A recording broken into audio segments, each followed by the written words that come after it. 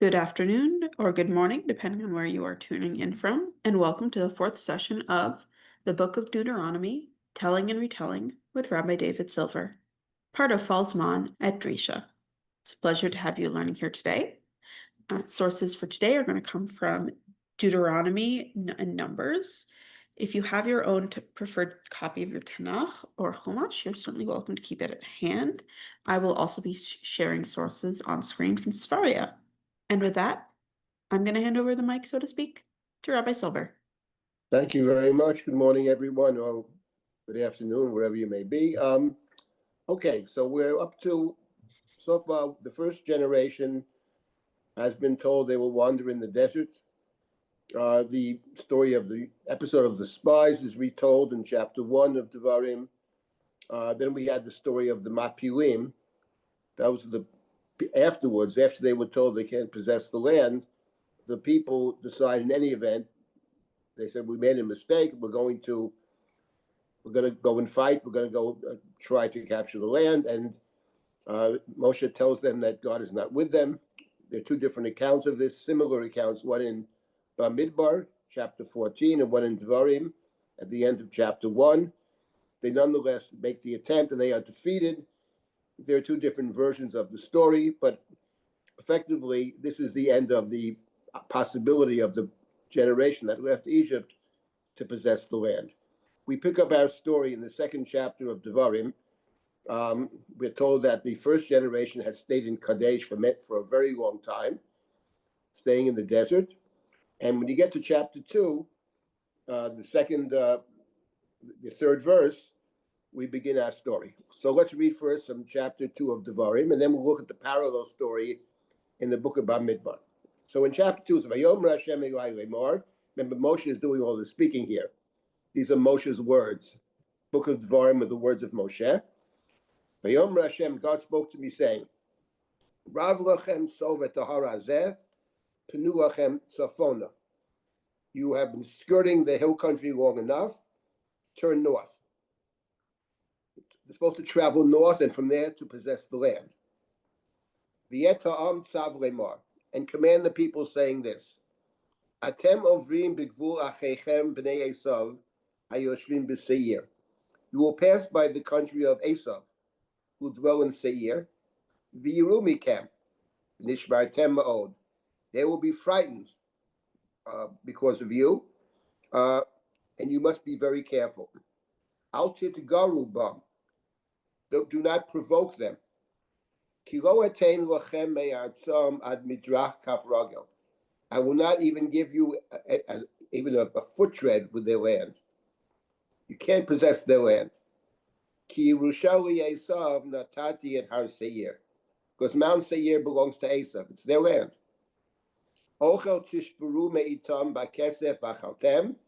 You may purchase food from them, pay money and purchase food.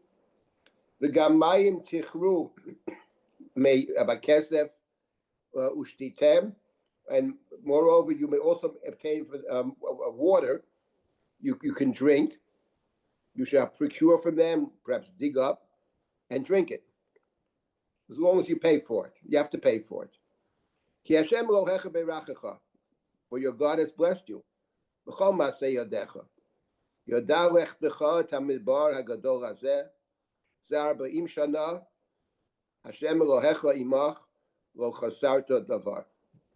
God has taken care, blessed you in all your undertakings. God provides for you, etc. God has been with you for 40 years. You have lacked nothing. So the people are told to begin to travel north. This is the new generation, generation number 2. You're going to pass by the land of Esav. Don't start up with them. They're very frightened of you. Don't start up. You may purchase food and water, but you may not possess any of their land. That's what it says in the beginning of chapter 2 of Sefer Devarim. So, of course, what we look at is the parallel account in the book of Bamidbar, which is found in chapter 20. And there we have a parallel, but as we shall see, a very different account. So in Bamidbar chapter 20, begins with a story that Israel is traveling in the desert and they don't have water. That's chapter 20, beginning of chapter 20. Now, just to get our bearings over here in terms of chapter 20 of Bamidbar, the episode of the spies and the Mapilim, that's chapter 13 and 14. The rebellion of Korach, the great rebellion, is chapter 16, followed by chapter 17, and then chapter 18. Chapter 19 is completely different, the laws of the red heifer. And then we get to chapter 20. Now remember that in chapter 14, God says to Moshe to tell the people they will not possess the land. They will wander in the desert for 40 years. Their children will possess the land. Now we get to chapter 20. And it says that Israel is traveling in the desert. And the first thing we're told in chapter 20, verse number 1, is that Miriam dies. The death of Miriam. Vatamat Sham Miriam Vatikaver Sham. So Miriam dies. And then the next verse says they have no water. The Medrash connects Miriam's death to the lack of water. That's not our topic. But there's no water. And we're told in the third pasuk, Vayarev ha'am im Moshe, vayomru lemor b'lugo vanu b'gvachenu l'fnei Hashem. And the people said to Moshe, would that we had perished with our brothers at the instance of God. Probably referring to the Korach rebellion. Korach rebellion, the rebellion of some of the other people as well, a lot of death. Would we have died with them? And they continue. In verse number 4, why do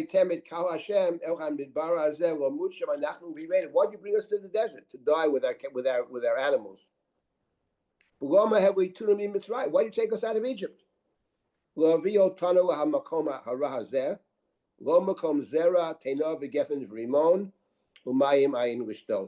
brought us to a place, this terrible place. There's no figs, there's no grapes, there's no pomegranates, and we have no water. That's the complaint. And Moshe again feels powerless. He falls on his face, and God instructs them to go to the rock and to hit the rock. This is the episode of hitting the rock. But before we get to hitting the rock, we're not going to deal with hitting the rock. But the question is, this complaint, which sounds probably very familiar to us, is it the same complaint that we've seen earlier? People have complained before by not having water. As soon as we cross the sea, the Red Sea, Sea of Reeds, we come to a place called Marah. The water is bitter. In Refidim, we say there's no water. So that we've heard complaints about water. Is this the same complaint about water or a different complaint? And I think if you look at it carefully, you will see that it's actually a very different complaint. The previous complaints seem to be saying, why'd you bring us to the desert? There's nothing here. We would have been better off just staying in Egypt. At least in Egypt, we had food. In fact, in chapter 11 of the book of Bamidbar, they complained about the man, the same food every day. In Egypt, we had fish, and we had cucumbers, and we had watermelons. And here it's the same food every day. We were better off in Egypt. But over here, in this complaint, that's not the same complaint. They say, why did you bring us out of Egypt to bring us to this terrible place? Verse number 5. Then they say, this place has neither dates, figs, and it doesn't have any grain, has no figs, has no vines, has no pomegranates. Now that trio of Te'ena, Geffen, V'Rimon, we encounter earlier. And we encounter it earlier, actually in the episode of the spies. When the spies are sent by Moshe to scout out the land in chapter 13, he instructs them to go into the land and to bring back the fruit of the land. And in chapter 13, they go into the land and they bring back 3 fruits: figs, grapes, and pomegranates in chapter 13. In other words, figs, grapes, and pomegranates which are 3 of the 7 species. Later on in Devarim, there are 7 species, Shiva Taminim. These are 3 of them. And these dafka are the ones that the spies bring back. In other words, the complaint of the people over here is not the same complaint. They're not complaining, we want to go back to Egypt. We don't want to go into the land. They're complaining exactly the opposite. They're saying, we left Egypt to possess the land. Why are we staying in this miserable desert? Let's go and possess the land. It's much more similar, actually, to the story that we saw at the end of last week's session, the Mapilim. They made a mistake. God said it's not the right time. This is not the right, but this is, in other words, this is a new generation. The Torah doesn't say this is the second generation, but it's clear from the context that this is a different generation. And the story that appears right after this, actually, about Moshe and Aaron be commanded to speak to the rock, Tibartem el Asela, and Moshe hits the rock, and God says to Moshe and to Aaron, you can't lead them into the land. Whatever the specifics of that are, it's Rashi that says the sin was hitting the rock. No one else agrees with that, or they agree with it in a different sense, but it's not our topic. But I think the main point is that Moshe is not the leader for the next generation. It's a different generation. Moshe was the leader of the people that he took out of Egypt, the slaves.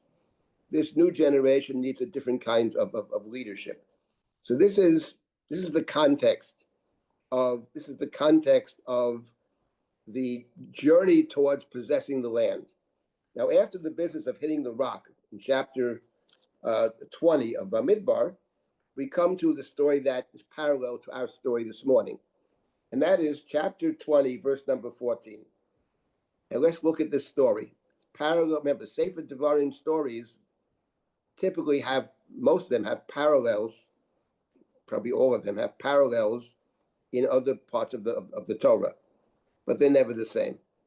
So over here we have the following. Verse number 14. Vayishlach Moshe malachim mikodesh el melech Edom. Kol marachicha Yisrael. Ato yadata ekol hatzla'a asher mitza'atnu. Vayirdu avotenu mitzrayma. Vaneshev b'mitzrayim yomim rabim. Vayoreu lanu mitzrayim v'lavotenu. Vanitzakel Hashem vayishma kolenu. Vayishlach malach vayotzienu mi mitzrayim. V'hinei anachnu b'kadesh ir k'tzei gvulecha. Na'avru anar b'yatzecha. Lo na'avor b'sadeu v'cherem v'lo nishtem mei be'er. Derech hamelech nelech lo niteyu aminu smol ad asher na'avor gvulecha. So the first few verses, Moshe sends messengers to the king of Edom. Edom is Seir, is Esav. And the message begins, thus says your brother Israel. Esav and Yaakov are brothers. Says, brother, listen, you know all of the weariness and the difficulties that we have encountered. Our ancestors went down to Egypt. And we lived in Egypt for a long time. But the Egyptians harmed our ancestors. So we cried out to God, who heard our cry. And God sent a malach, a messenger, and took us out of Egypt. And here we are, right next to your border. Therefore, please, let us cross through your land. We're not going to pass through fields or vineyards. We won't drink water from wells. We'll follow the king's highway until we pass through your land. That's what Moshe says to the king of Edom. The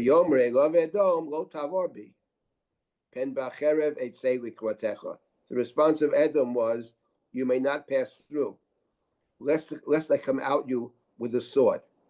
If you try to go through my land, I'm going to attack you. I'll attack you with the sword. Now, first of all, let's just consider for a moment. So, what do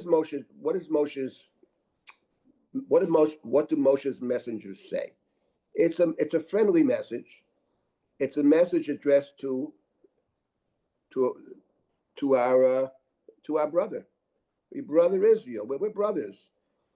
You have your land, and you've had your land for many years. We've suffered. We were in Egypt. We were enslaved, etc. And and you know this. You know all of the weariness and the difficulties we've encountered. We cried out to God.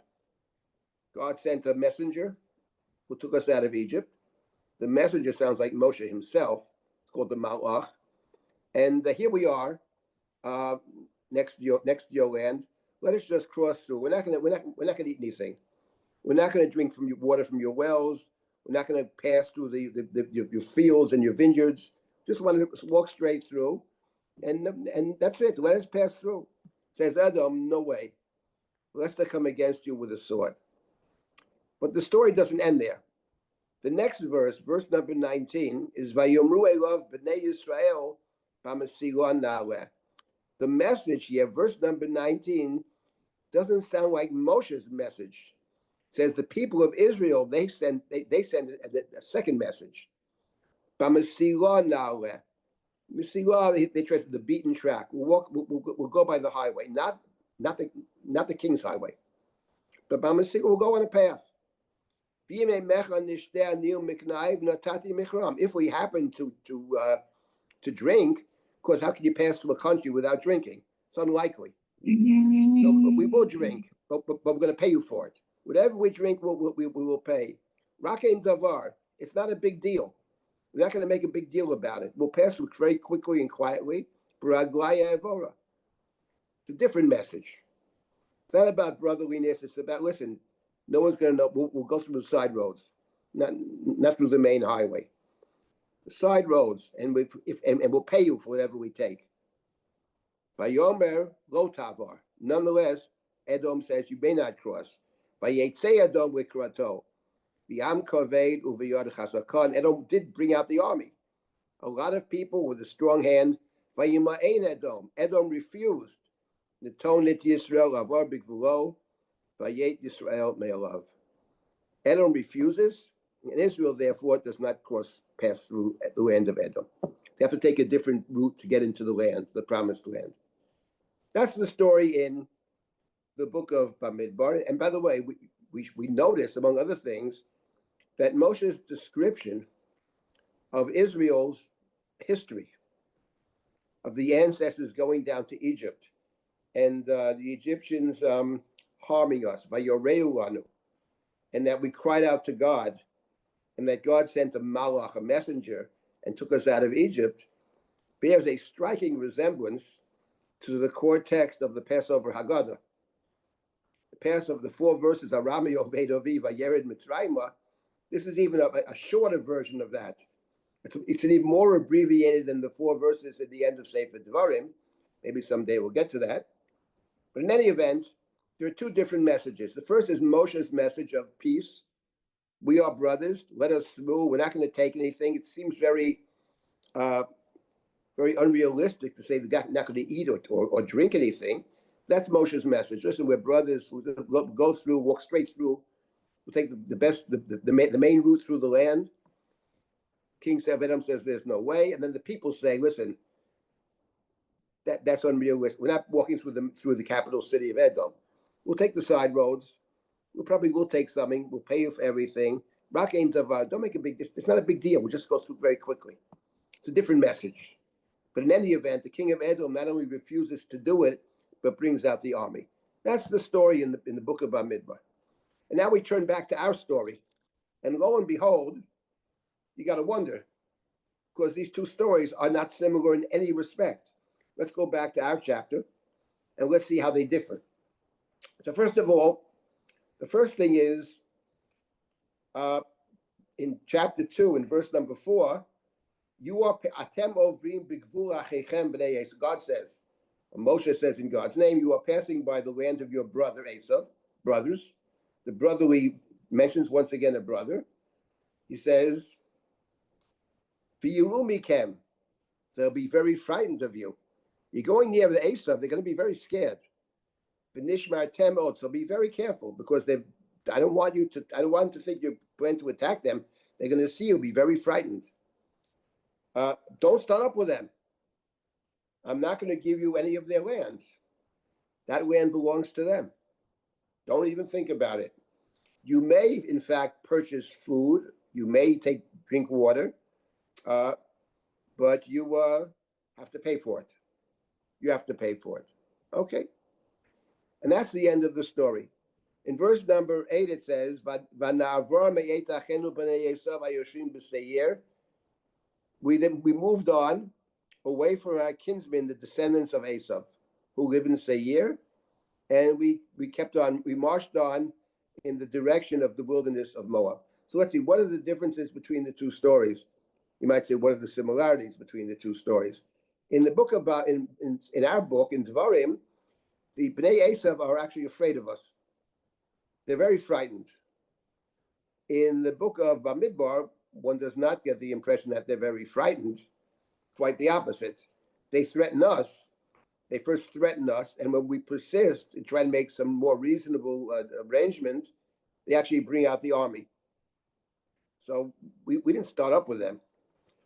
Number two, in the book of Bamidbar, it's clear that we wanted to pass through and drink the water and eat the food and pay for it, but it sounds like that never happened.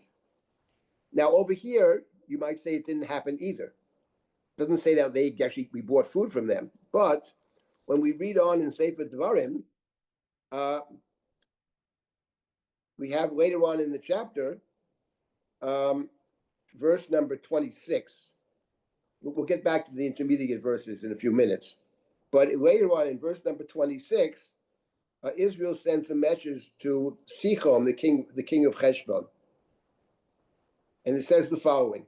It says, V'shlach malachim mimidbar ketemot el Sichon melech Heshbon divrei shalom lebar. We send a message of peace to Sichon. Sichon is the Amorite king whose capital is Heshbon, city of Heshbon. We'll get to that later. Let us pass through your land. Baderech elech. We'll walk straight on the path. Lo osur yaminu small. We won't go to the right or to the left, north or south, south or north. Just go straight through. Ochel ba'kesef. We travel west. In other words, ochel ba'kesef tishbereni v'yachalti. You'll give me food. You can give me food, and I'll pay for it. Umayim ba'kesef titen li v'shatiti. And also give me water, and I'll pay for it. Next verse is striking. Verse number 29. Kasher osuli b'nei Esav hayoshvim b'seir v'yamoavim hayoshvim ba'ar. Just the same arrangement we made with Esav, who dwells in Seir, and the Moabites. In other words, sounds like, yeah, we made this arrangement with them. We passed through, and they provided us with food and water, and we paid. And the Moabites as well. We did the same thing. So it sounds like from verse 26, 27, 28, and especially verse 29, that actually we did purchase food and drink from Esav. But in Sefer Bamidbar, it appears exactly the opposite. So we have obviously two very different stories. I make no attempt to reconcile them, but that's not the main point. The main difference between the two stories is something else, which is a very significant point, perhaps the most significant point in this chapter. And that is chapter 2, verse number 5. Again, al titgarubam, don't start up with them. Kilo etain lachem me'artzom ad midrach kafrav. I'm not going to give you even a foot tread in their land. Why not? Ki Yerushali Esav notati et har Seir. Says Moshe, that's their land. The land of Edom, the land of Seir, belongs to Esav. You can't take it from them. You avoid them.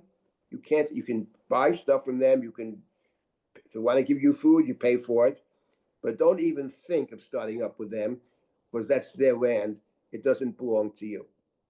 Now, this is not mentioned at all in Bamidbar. And what's interesting is that this actually, as we will see, is the core theme of this chapter.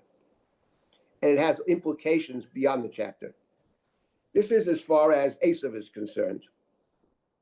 If we keep reading in the chapter, and I'll stop in a couple of minutes and take comments or questions, So let's read a little bit more in the chapter. In verse number 9, it says, we moved on from our kinsman, Achenu, from our brother Esav, who dwells in Seir, Vanathan, Vanavar, Derech Midbar Moab. And then we're journeying away from then the wilderness, direction of the wilderness of Moab. Vayomer Hashem Elai, Al Totzar et Moab, Yal Titgar Bam Milchama. Do not trouble, do not harass the Moabites, do not provoke them. No war against Moab. Ki lo atain lecha meyatzo Yerusha, ki livnei Lot natati et ar Yerusha. That land isn't your land either. That land belongs to the children of Lot. Lot has 2 children. Just read it recently in the Torah reading. Moab is the older son belonged to Lot, and Lot's daughter. There's Moab and there's Ammon. Moab and Ammon are brothers. Says God, says Moshe. Hashem says to Moshe. Moshe says to the people, don't start up with Moab. No war. You cannot take their land. That land belongs to them, to the sons of Lot. And now the Torah digresses. Ha'imim lifonim yoshvu ba. Am gadol v'rov v'ram kanokim. Rifoim yechoshu avhem kanokim. V'amoavim yikru lahem emim. Uveseir yoshvu hachorim lifonim. Uvnei Esav yirashum. Vayashmidu mipnehem vayeshvu tachtam. Kasher asa Yisrael li'eretz Yerushato asher natan Hashem lahem. Let's translate these 2 verses. It says the following. The Torah seems to digress.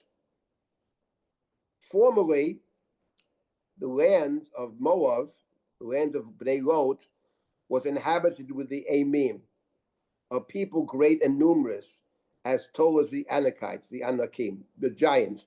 The word Amah means fear. So the Amim are those whom people dread.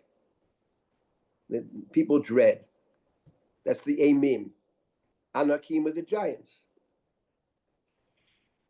Riphaim, there were also Riphaim, another term of giants. Yechashvu avhem kanakim. HaMoavim yikru lahem Amim. The Moabites called the Riphaim Amim. Okay? These are like giants. Riphaim are giants, Anakim, Amim. Uveseir, that's as far as Moab is concerned. Now, as far as Esav, as far as Seir is concerned, Uveseir yoshu hachorim lifanim. And in Seir, the Chorim lived there formerly. The Chorim are mentioned in Bereshit chapter 36 as the peoples that Esav displaces. Vayashmidu uvnei Esav yirashum, vayashmidu mipnehem. And the Esavs were able to defeat them. Apparently, it sounds like the Chorim were also very powerful.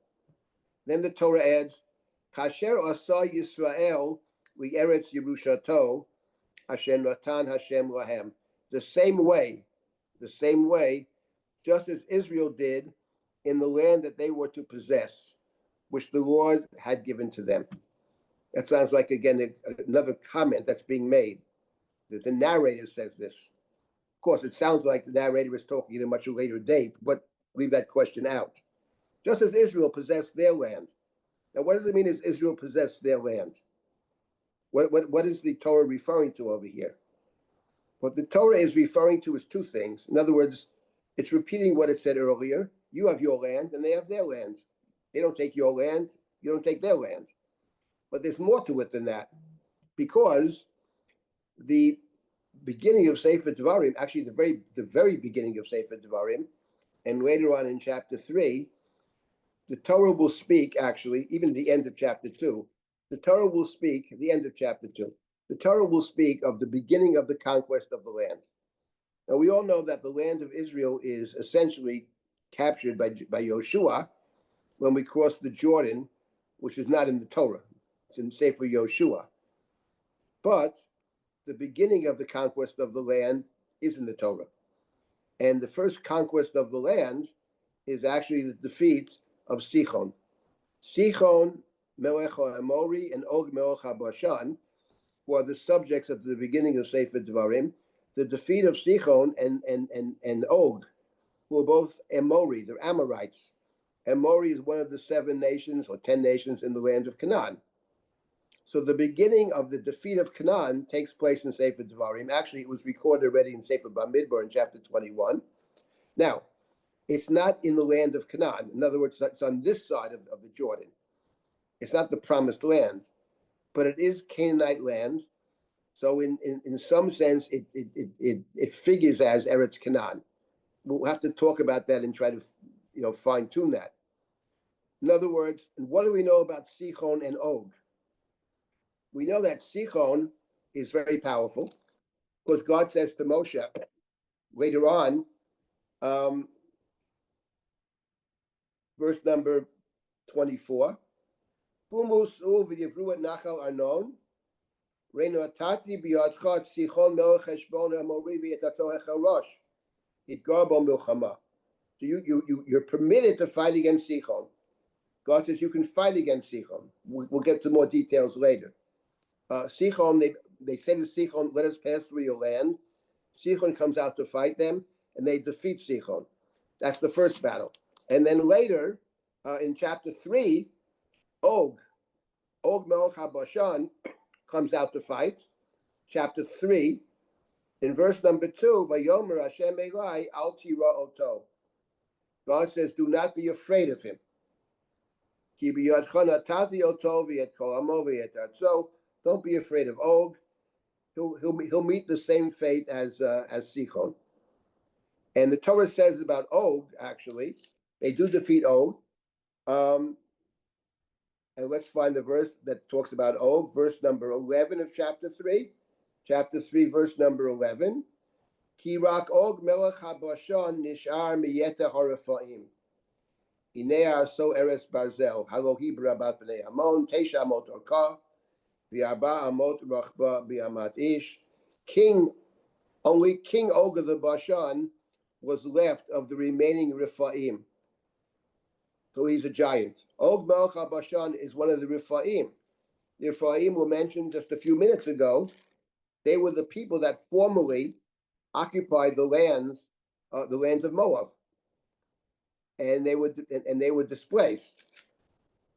Og Melech HaBashan is one of the Rephaim, and behold, his bed is an iron bed. It's in Rabbah of Ammon. It's in the museum in Amram. In Rabbah of Ammon, you can see the bed of Og. 9 cubits long and 4 cubits wide by the standard cubit. So his bed, if you assume a cubit is somewhere between 1.5 to 2 feet, he's got a bed that's somewhere between 18 feet long and 13, 14 feet long. So it doesn't occupy the whole bed, whatever it is. In other words, he's a giant, obviously. Now, what's the point? The point is, coming back to our verse, don't start up with Esau, don't start up with Moab, because it's their land. And then the Torah says that formerly there were giants living in that territory. There were the Anakim, Rephaim, Amim. The Chori apparently is in the same category. And that's evidence that God gave them the land. Because otherwise, how can you defeat the giants? You can't. The fact that they defeated the giants means they must have had divine assistance. The same way, says the Chumash, you had divine assistance. You couldn't defeat Og Melech HaBashan by yourself without my help, says God. If you defeated Og, I told you, don't be afraid, because I'm going to take care of it. So the same way God has given you your land, same way Israel possesses their land, Moab and Edom possess their land. I have parceled out the land. One might present it as, I've given Abraham's descendants their various lands. Lot being his nephew, Esau being his grandson. I've parceled it out to the different people. Each one they're entitled to their land. You have your land. And the same way they have their land. Now this theme is not found earlier in the Chumash at all. In fact, it's very striking that the Chumash doesn't mention this business of Moab at all, actually, earlier. about don't start up with the Moabites. It's on the Torah. Not only that, but let me just stop here for a moment. I'll stop and take any comments or questions. I think this is actually a very, very important idea that Sefer Devarim is putting forward, that they have right to their land. So therefore, the same way you, and the Chumash emphasizes, the same way you have rights to your land, they have rights to their land. Because without me, you wouldn't have your land, and without me, they wouldn't have their land. That's the critical difference between the two stories. And obviously, there are other differences as well. There's no sense over here, when you read Sefer Devarim, that Esau, Edom, came out to fight us, came out with a sword. In other words, in Sefer Bamidbar, the fact that Esau says, you cannot cross, lo tavor bi, pen bacherev etzei likrotecha. When you study the book of Bamidbar, the story that comes to mind immediately are the stories about Yaakov and Esau. For one thing, Esau's blessing that Yisrael gives him at the end is achar b'cha tichyeh, you live by the sword. Number two, in the whole story of Esau and Yaakov, when Esau finally meets Yaakov, or Yaakov meets Esau upon his return, one of the critical words in the story is la'avor. Can Jacob cross over to the other side? Can he cross ma'avar yabok? He brings the others across. He then crosses over. In other words, the ability of Yaakov to cross over, to re-enter the land, Esau's on the other side. The whole story in the Chumash is, in order to cross over to the other side, he has to confront Esau, he has to ask Esau's forgiveness, and finally, Esau does seem to forgive him. Esau not only forgives him, offers to help him. That's in the book of Bereshit. But when you get to the story in Bamidbar, we're not talking about Esau the person. We're talking about Edom the nation. And Edom the nation says, Lo tavor. Pen bacherev etzei likrotecha. It's a very important point. There's Esau the person, and there's Esau's nation, country. And the country of Esau is very different from Esau. That's a whole other conversation. But that's conspicuously absent over here. There's no mention, on the contrary, don't start, they can be very afraid of you. In the story of Yaakov and Esau, Yaakov's afraid of Esau. Esau has 400 men. And he's afraid Esau will simply kill him and everybody with him as well. He goes to God, he prays to God, he divides his people in half, he sends gifts. So the book of Bamidbar is a reworking of the Esau Yaakov story in Sefer Bereshit. But Sefer Devarim is a completely different story. It goes back maybe to the first instance of Esau. Esau, our brother. Esau was angry, but he does forgive him, it would appear, etc., etc. And let me stop here at this point. There's more to say about this. Let me stop and take any comments or questions. Rabbi,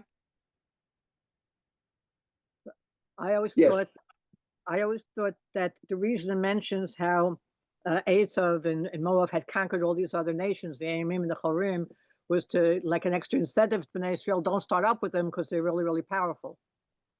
Not just to prove that Hashem gave them the land, but just, That certainly is logical. But the only thing is, the Chumash seems to emphasize the fact that they're actually afraid of us. Right? It says in verse number 4, the Yerumi camp, they will be frightened of you and be very careful. Sounds like God is saying, even be careful not to psychologically bother them either. They're very scared. So you just be careful that they're your brother. Don't cause them any unease. Act with them with friendship, etc., etc., because they are afraid of you. Yes, the fact that they could possess. Esau is represented as very powerful in Sefer Bereshit. He travels with his 400 men, and Yaakov understands. He actually, and they defeat the Chori. There's no sense when you read the story in Bereshit, I would say, chapter 36, that is through God's assistance that Esau is able to defeat the Chori. Is as you say, you get the sense that they're very, very powerful. They're powerful. They have their kings. They have all that. Esau is extremely powerful and extremely wealthy. But the sense over here strikes me as very different, because it says explicitly they're actually afraid of you. Yeah, anybody else? Where does it say that they're afraid of Israel? Says that in verse number 4, chapter 2, verse 4. Atem ovrim b'gvuachem ne'esav v'yiru mikem v'nishmartem od. They're terrified of us, right? They will be afraid of you. Be very careful not to provoke them. Sounds to me like, I don't think provoke them to war necessarily. Don't disturb them. Just leave them alone. Let them live in peace. That's all. They're your brothers. You want to buy something, they'll say you something. But make it clear you have no intention of taking their land, because I'm not going to give you an inch of their land because it's theirs. But you can. So it's pretty black on white, actually. The sense in other places get a very different sense. Yes. Anybody else for a comment? Any in the chat? Kayla, is there anything else?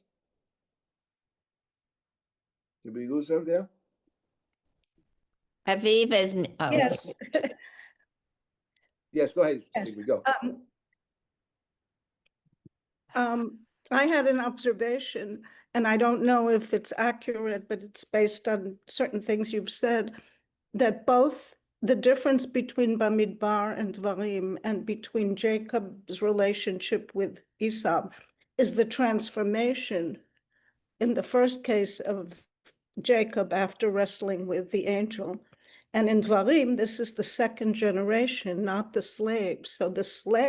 So we know about Jacob's transformation, but with the slave generation, all those other people are dangerous enemies.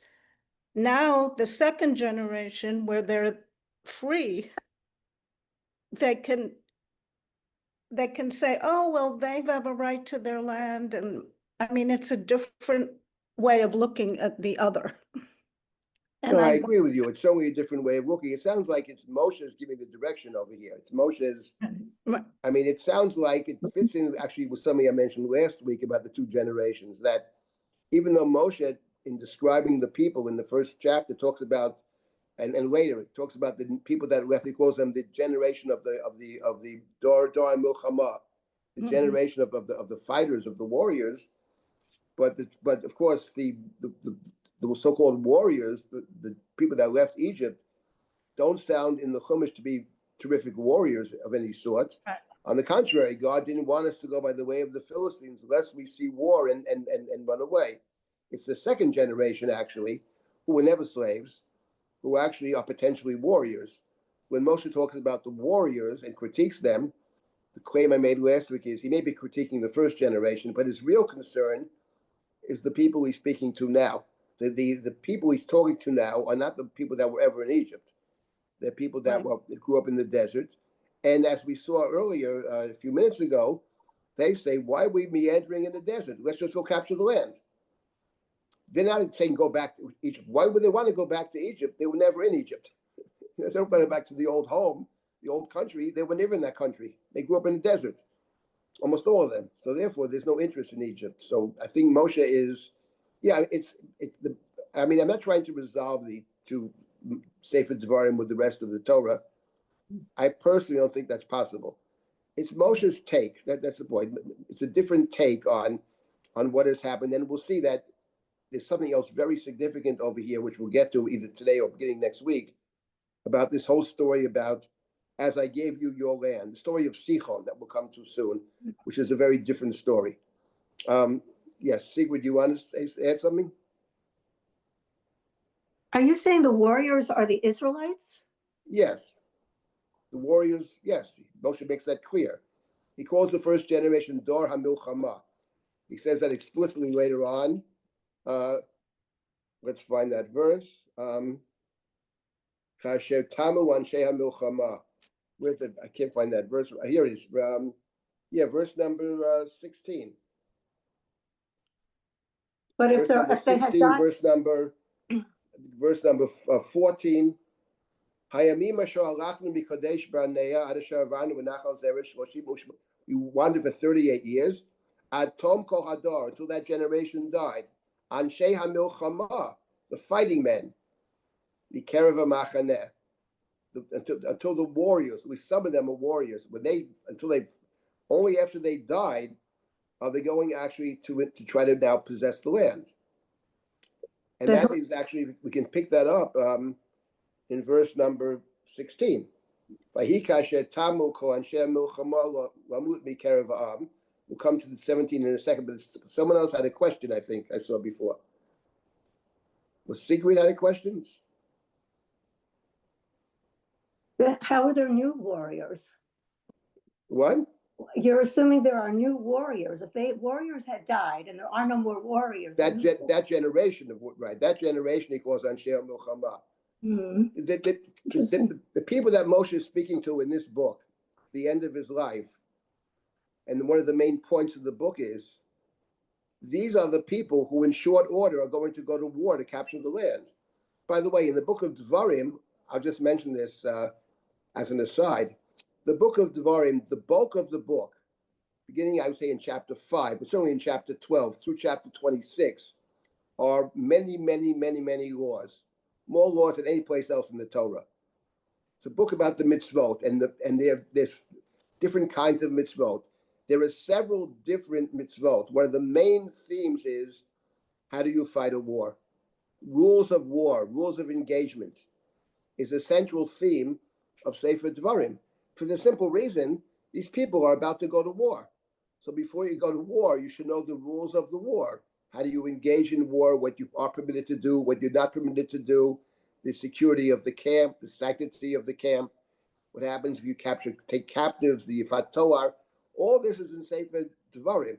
All the rules of war are in this book for the simple reason. These are the people who are going to fight the battles. These are the warriors.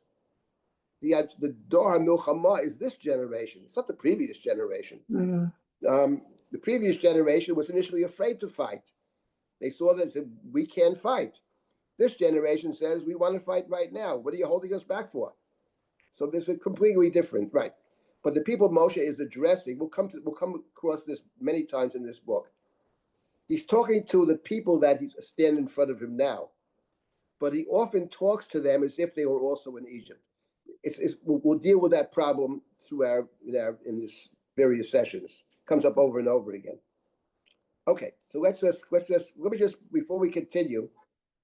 Actually, let's read a little more psukim here in chapter 2. Starting with verse 17. וידבר השם אלי לאמור, אתה עובר היום את גבול מואב את אור. So you're passing Moab. You can't start up with Moab.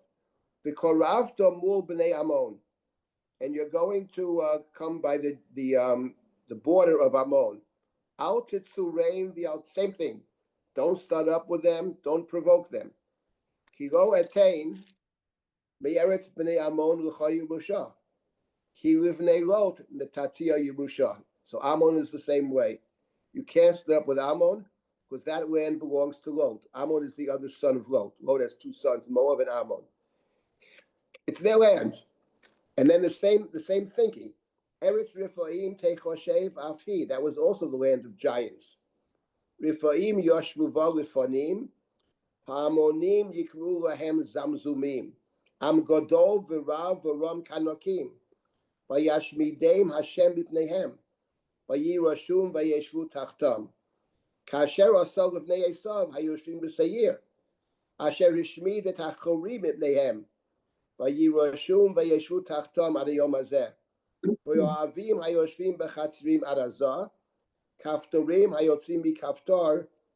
Hishmidum vayeshvu tachtam. Leave out the last verse for now, but the point is the Torah is explicit. It's God gave them that land. God destroyed these giants the same way God destroyed the Chori, where Esav was. The Chori also were very powerful. You can't do it by themselves. That's evidence that God defeated them and God gave them their land. The children of Lot have their land. Moab and now Ammon, they have their land. You can't start up with them. It doesn't belong to you. And in verse 24, Kumu siyu v'yivru et Nachal Arnon. No, cross the Arnon Wadi, and now the Tati lefanecha et sichon b'yadcha et sichon mel cheshbon ha'morivi et atzah charosh itgarbo milchama. But now, in the next phase, you are permitted to attack. And I want you to go, verse 24 says, I have given you the Sichon, the king of Heshbon, the Amorite, and his land. Begin to possess it. Now, we'll come back to the story of the war against Sichon in a bit. But before we do that, I want us to look very briefly at a few verses later on in the book of Devarim, which is Devarim chapter 23. Devarim chapter 23 is right smack in the middle, or towards the end of the section in the book of Devarim, the main section, which deals with all kinds of mitzvot, all kinds of obligations, restrictions, etc. And in chapter 23, it talks about those people that are excluded from the community. In the words of the Torah in chapter 23, Lo yovo lo b'kal Hashem. Now, if we get there someday, we'll talk more in depth about that. But I want to point out that chapter 23, people that are excluded from the community, in verse number 4, we have the following. We have a following set of verses that are extremely interesting, and we just want to reflect on this for a moment. And that is, Lo yavo Amoni o Moavi b'kal Hashem. Chapter 23, verse number 4. The Moabite, the Ammonite, and the Moabite shall not be admitted into the congregation of God.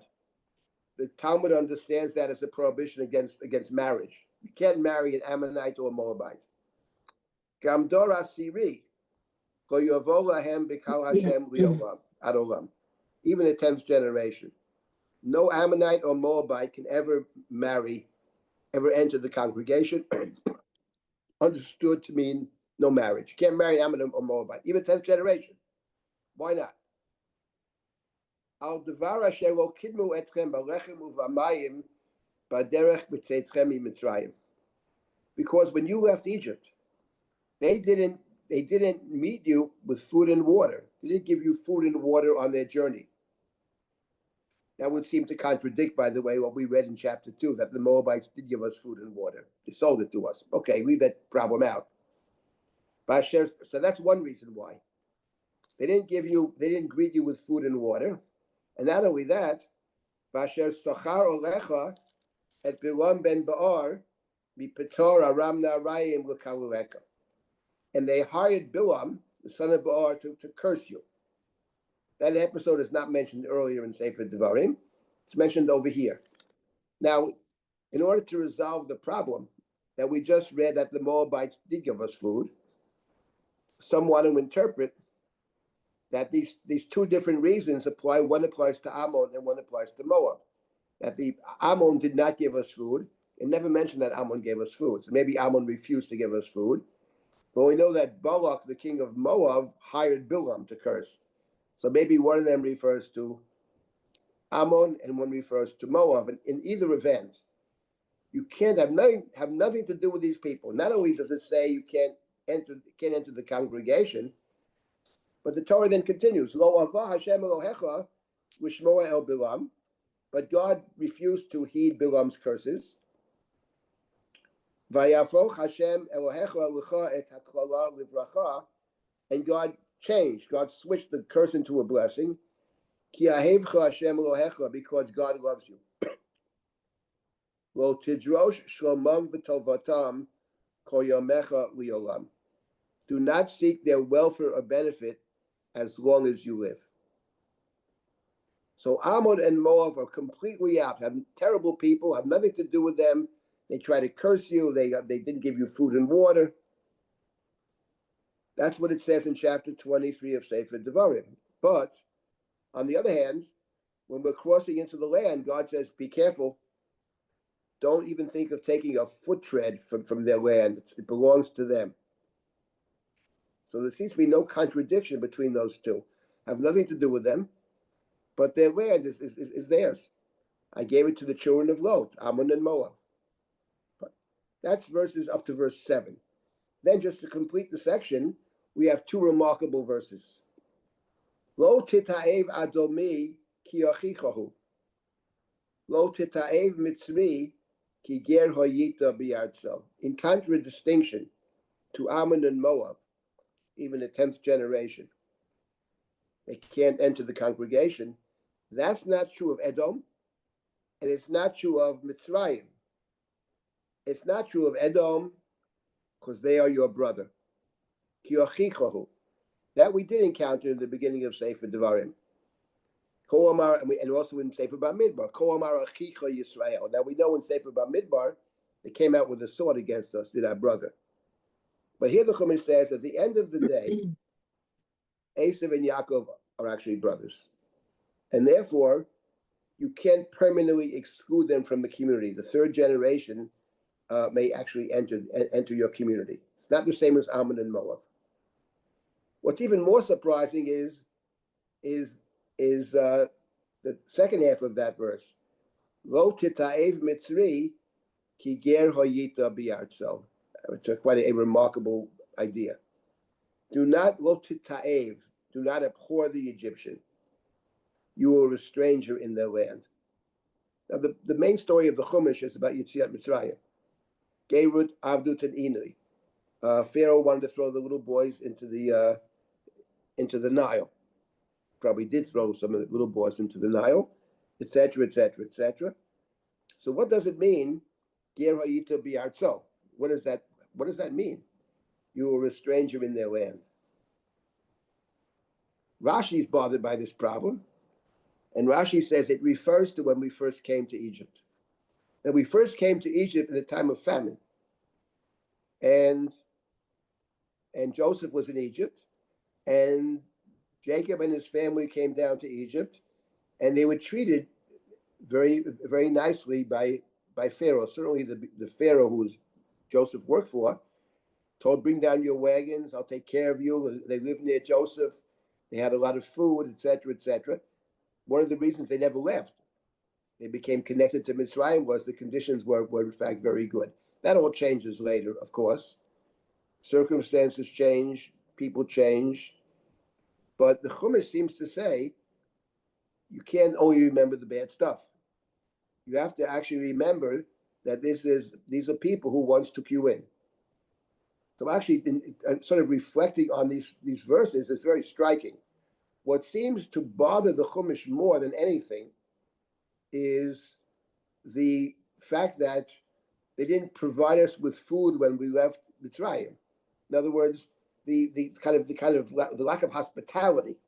It's very striking. They didn't enslave us, but they did try to curse you. They didn't try to attack you. They try to curse you, and they try to harm you in other ways, not through action but through speech. But something to think about, this parasha, and especially in the context of what we just looked at, that Ammon and Moab, you cannot actually engage with them. You absolutely cannot engage with them, not just marry. By the way, where in the Bible do we find somebody who actually does try to engage with them with very dire consequences? Who actually does try to engage with Ammon, it is actually. Remember the story? Who actually engages with Ammon? With dire consequences, I would say. For the people and for himself. Sefer Shoftim with maybe get on. It's in Sefer Shmuel, actually. It's in Sefer Shmuel. Sefer Shoftim, you have Yiftach trying to avoid a war with Moab, or Ammon. Actually, it's Ammon. You're right about that. He's not engaging with them. He says, let's not. You have no claims against us. That's Doesn't David send yes. people there? And then David sends when they the king cut of Ammon, the beards. When the father of the king of Ammon dies, his name is Hanun, gracious one. His father is Nachash.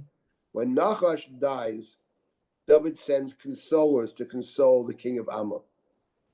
And when he sends these consolers, the people around the king of Ammon say, why is David sending you consolation? These must be spies. So he humiliates these messengers, and this causes a war. And in the war, the Ammonites, to fight Israel, remember what they do? They hire Aram to fight Israel. It's exactly what the Chumash says. You can't let them in. They hired Bilam. They hired Sachar Alecha Bilam, the Aramean Bilam, to curse you from Aram Narayan. It's exactly what Hanun does. He hires the Aramean army to fight Israel. Now that's a very famous story because of what happens in the middle of the story. What happens in the middle of that story, of course, is David and Bathsheba. Bathsheba. That's the story of David and Bathsheba. But it all begins with a war that David starts. Completely his fault. The Torah says, do not seek their welfare, and he seeks their welfare with very dire consequences. So in any event, there is a complexity over here. It's very interesting about Mitzrayim that it sounds like, I mean, there's always nuance and complexity in almost every situation. But what strikes me here is that what seems to bother the Chumash more than anything else is this hiring Bilam to curse, and the fact that they didn't greet you with bread and with lechem and with mayim when you left Egypt. I presume that part of it may be maybe what lies behind that. I'm just off the top of my head saying something that we have to remember that when it comes to Ammon and Moab, they have a particular, or should have a particular reason to be grateful to Israel, and that is we have to always remember that Lot, just read the story recently, Lot was captured by the 4 kings, and Abraham sets out to save Lot, which he does save Lot, and he saves the people of Sodom at the same time. So you might say that Lot owes his very existence to the kindnesses of his uncle Abraham, who's the father of the Jewish people.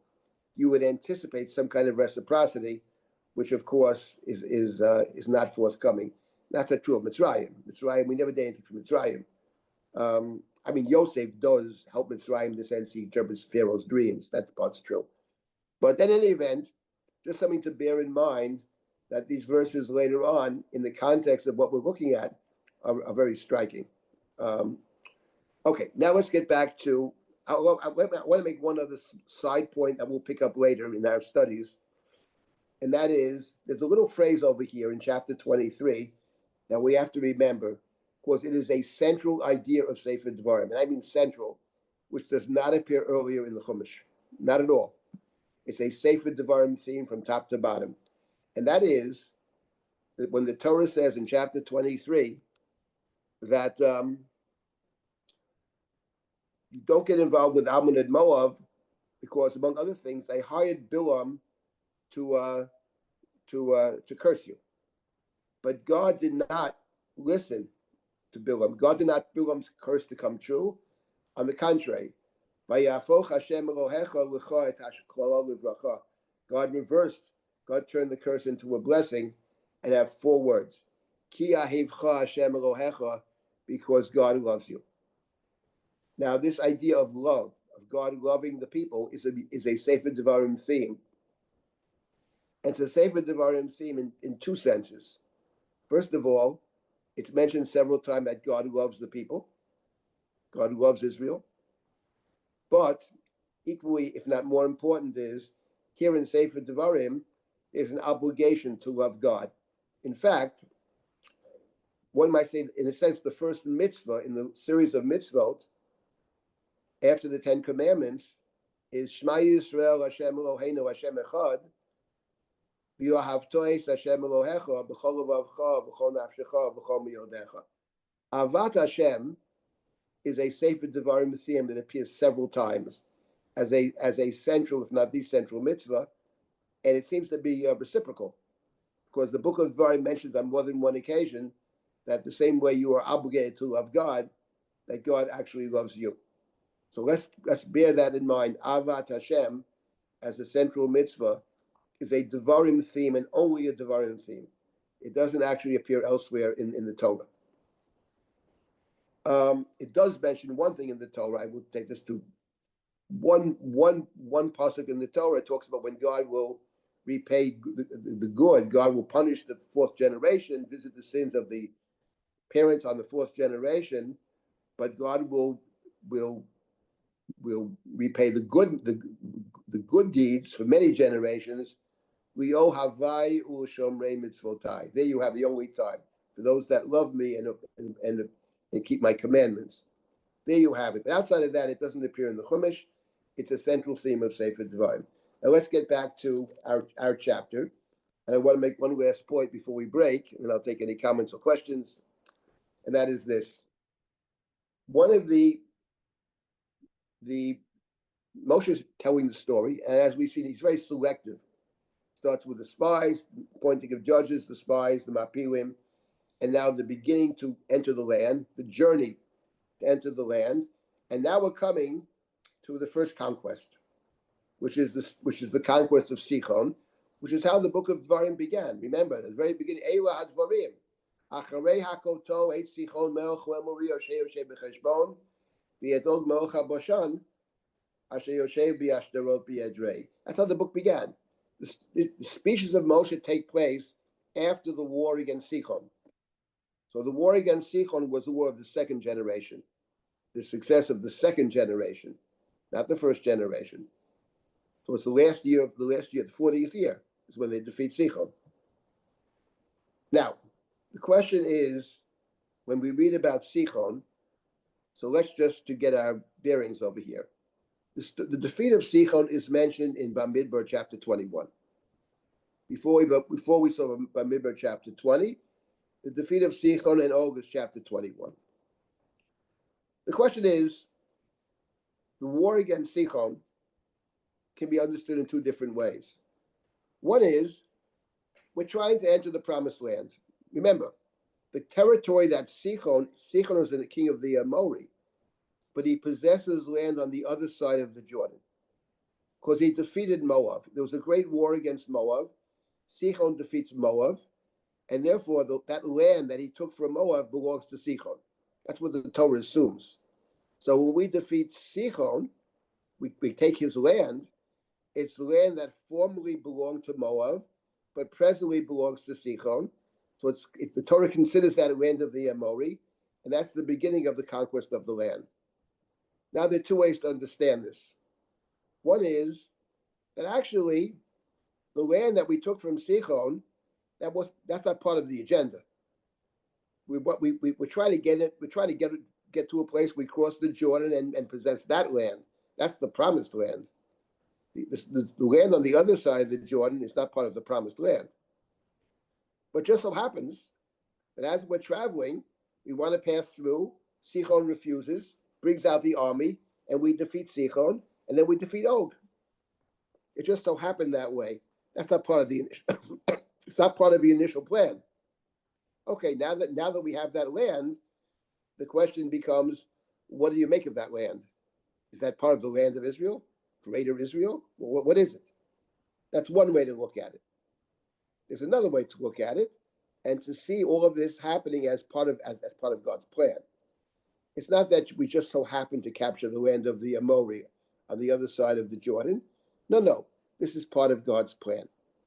And here we come to a very important question, and it would appear to be a big difference between Sefer Devarim and Sefer Bamidbar. Because in Sefer Devarim, what it sounds like actually is that this is part of the initial plan.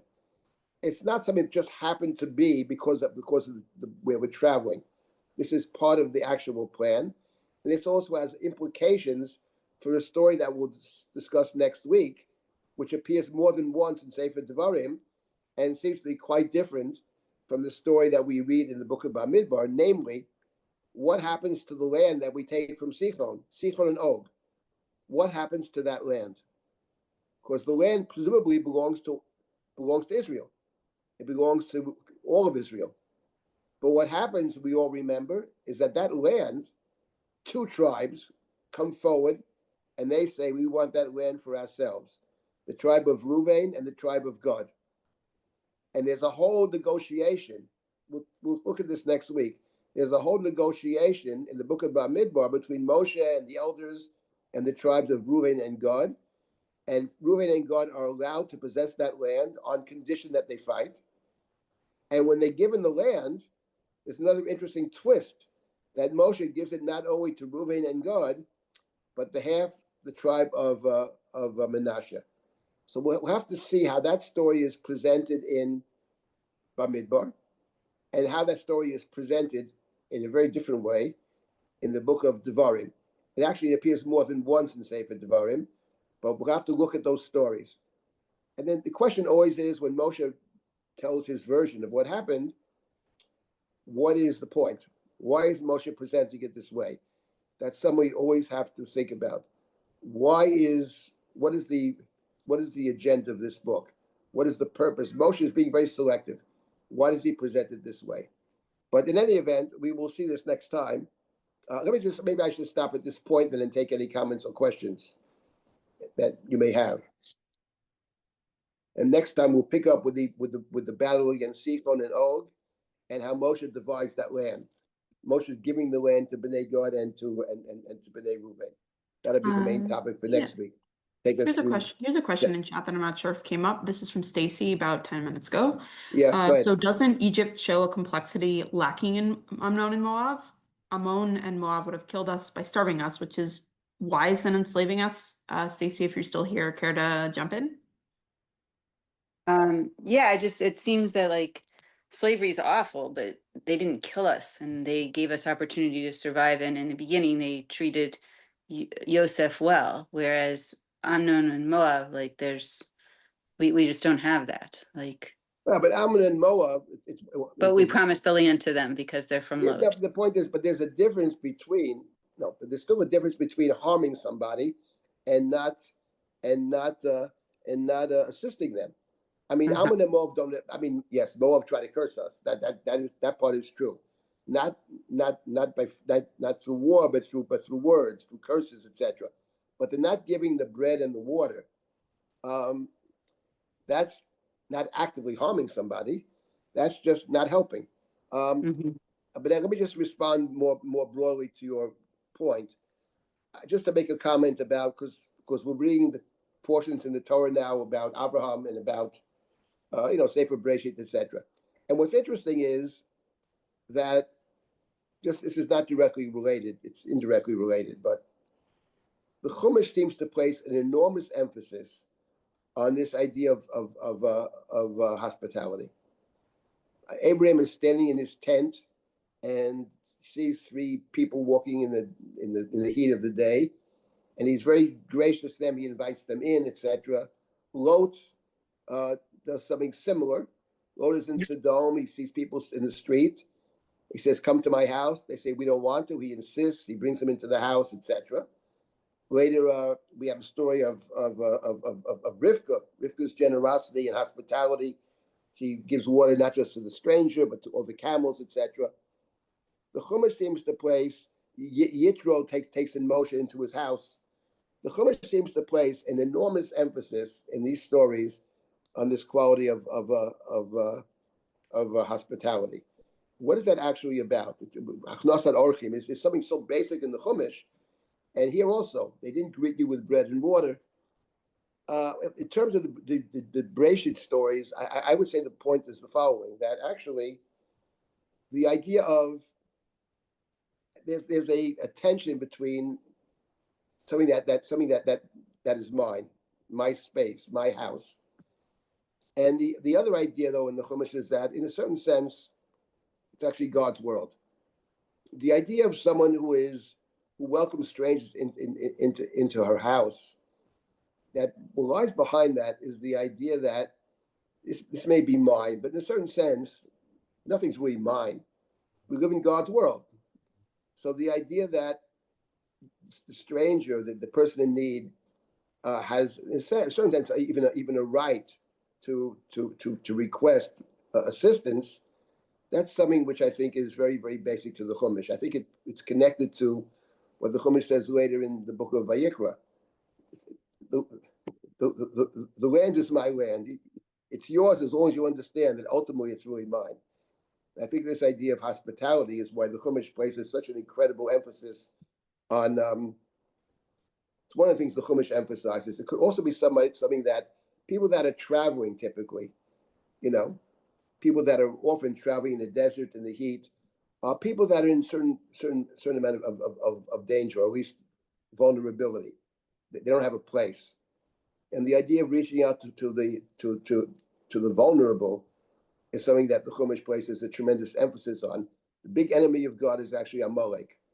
Asher karcha b'derech, they attacked you on the way when you were vulnerable, when the stragglers, and the idea of picking on people that are vulnerable and weak, that for the Chumash is one gigantic red line.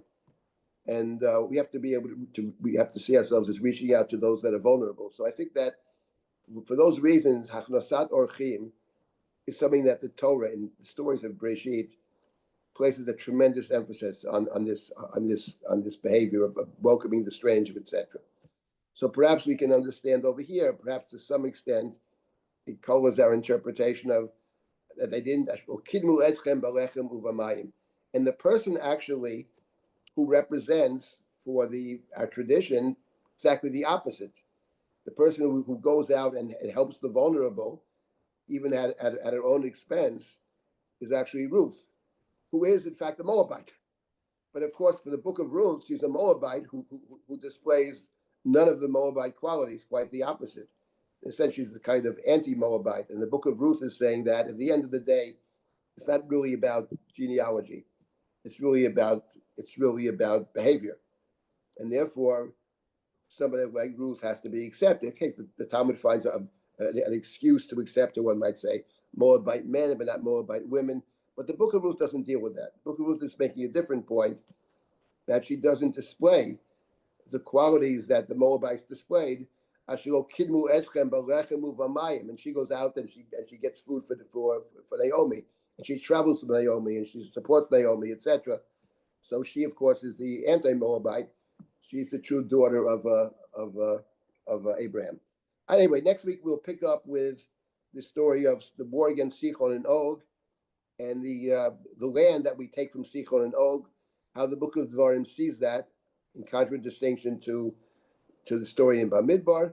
And then we'll move forward, and hopefully in a couple of weeks we'll finish the first section of the Devarim, which runs through chapter 4. And then we'll be poised to start with chapter 5, which is the various commandments, the mitzvot, starting with the 10 commandments and the Shema. Again, if anybody has any other comments or questions, you can always email me at dsilber@drisha.org.